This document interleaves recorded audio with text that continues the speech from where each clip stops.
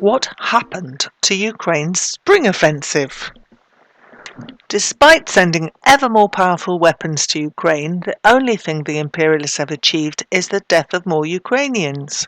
It has been estimated that 120,000 Ukrainian men were thrown into the struggle for Bakhmut, what was intended by Kiev as a trap to stop the progress of the Russian resistance, turned into a killing ground for their own troops. With Kiev smarting from the loss of Artemovsk to Russian forces, also known as Bakhmut, the long-anticipated counter-offensive by Ukraine began on the 5th of June.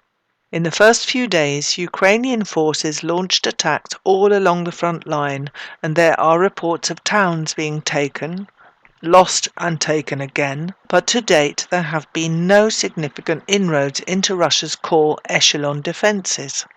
Doubts are multiplying across the collective West about Kiev's ability to deliver a decisive blow against Russia or even to keep the pot boiling sufficiently to avoid an outright rout of Ukrainian forces.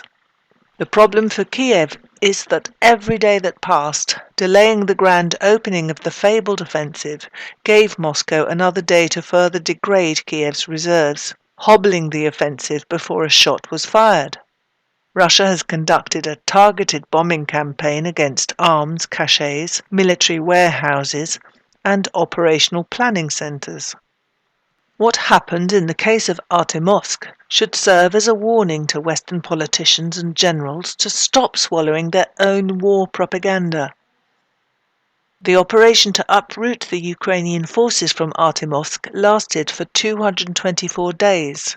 Prolonged by Kiev's policy of drafting in fresh forces, sending more and more young men to premature graves without ever altering the strategic outcome.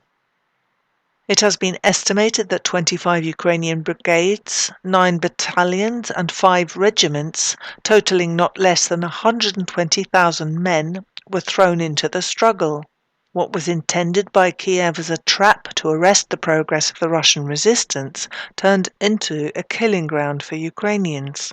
Perhaps it was the disaster in Artemovsk, combined with the realization that the collective West was not going to guarantee the indefinite supply of advanced weapon systems, that was enough to tip Ukraine into ordering the long-awaited counteroffensive. Ukraine puppet actor President Volodymyr Zelensky had repeatedly upbraided the West for its supposed tardiness in supplying weapons, in particular tanks and fighter jets, suggesting that the West would be to blame for delays in the so-called spring offensive. The offensive could go ahead without the West delivering the goods, he said, but only at an intolerable price in casualties.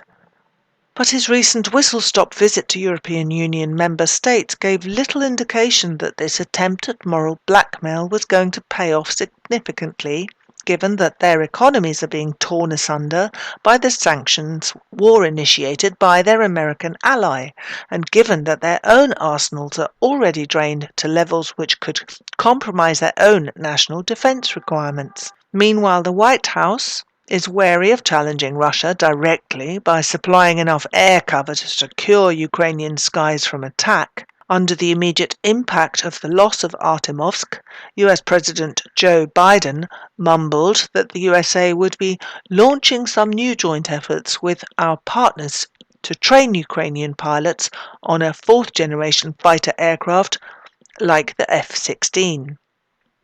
However, when asked if the USA had changed its mind about supplying F-16s to Ukraine, the White House denied any change. The EU's leaders are walking the same tightrope, expressing a readiness to train Ukrainian pilots to fly the coveted F-16s, but refusing to be pinned down about actually sending any of the planes for them to fly. Zelensky's dream of forming a coalition of jets looks like a dead duck.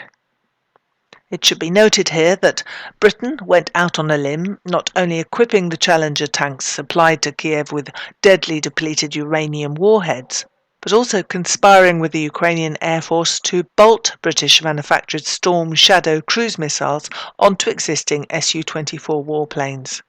The good news is that the Su-24s have proved to be prone to getting shot down by Russian air defences, with 17 written off in 15 months. Whilst the West strives to maintain the polite fiction that it is merely giving arm's-length support to Ukraine in its little local conflict with Russia, all in the name of freedom and democracy, of course, it is becoming clearer every day that the proxy Ukrainian war was but an opening salvo in a war instigated by the USA against Russia. It is no accident that NATO, the backbone of that war, is just about to launch a mammoth training exercise in June.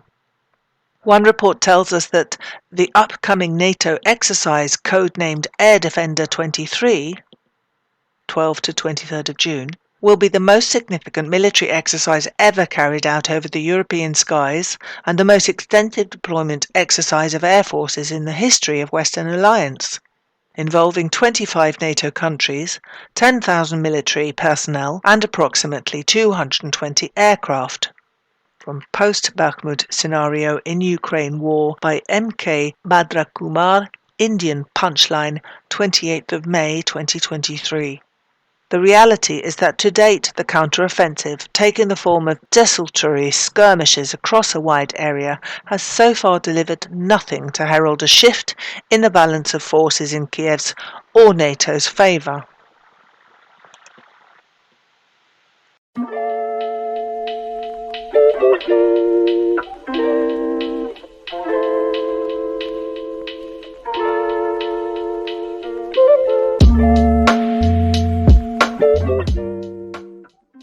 Thanks for listening to Proletarian Radio. We aim to bring you the best Marxist analysis on current affairs, revolutionary history, and theory. Do like, comment, subscribe, and share our content to help us reach the widest possible audience. We are a small organization with limited resources, and we need workers' support if we are to grow and fulfill our mission. If you are able to make a one-off or regular donation, no matter how small, please visit our website at thecommunists.org and register as a supporter.